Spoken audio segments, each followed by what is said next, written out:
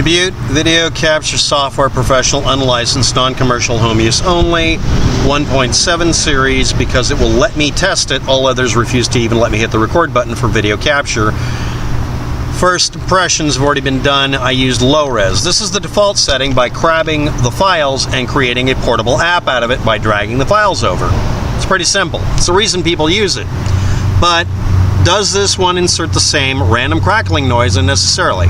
I've left it in default setting because it has to put the default setting or its settings when you change them somewhere else. Yes, it's going to include a beeping noise or whatever other irritants they have to do. It's in whatever resolution it defaults to instead of the one I want. Okay, let's see if that makes a difference. So I'm going to hit the pause button and see how bad it is.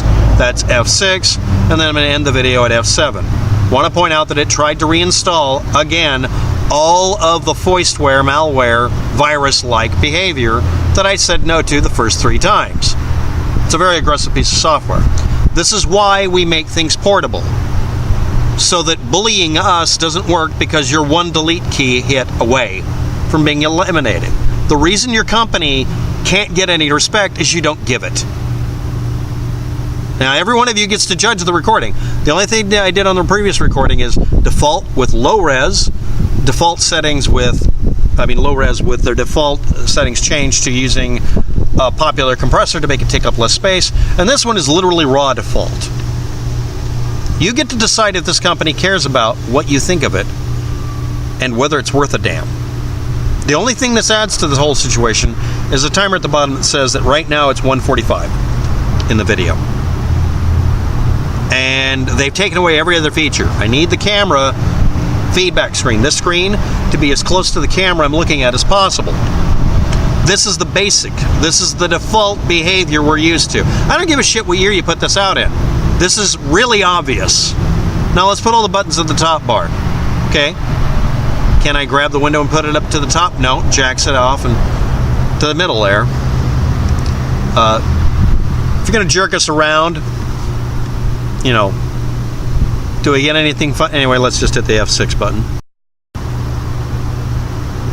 And that's their idea of a transition with pausing a video recording. So Microsoft Corporation in Windows 10 put out their free app, and you can get apps that do this. But this is something that's now got competition to it.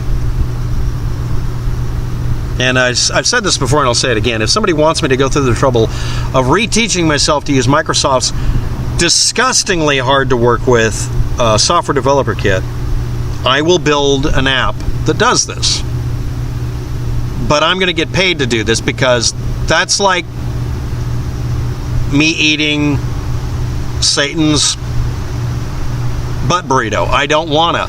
I hate Microsoft Corporation's user interface. I hate their default behavior when you have an error message when you're debugging something is to make it as cryptic as possible. And no, the programmers don't know what it is either. Now we have video lag happening. Okay, this is great. The reason I went to low res and told the program originally to use a different compressor was to prevent that. It's got 180 drop at 30 frames a second. I wanted to go 20 frames a second, not have any drop. No, because it's going to introduce problems. Everyone's going to say that. So I'm going to do all these videos. I'm going to try to stitch them together. Wish me a lot of luck. Hitting F7, which is the default key. By the way, they don't tell you what the default keys are for recording.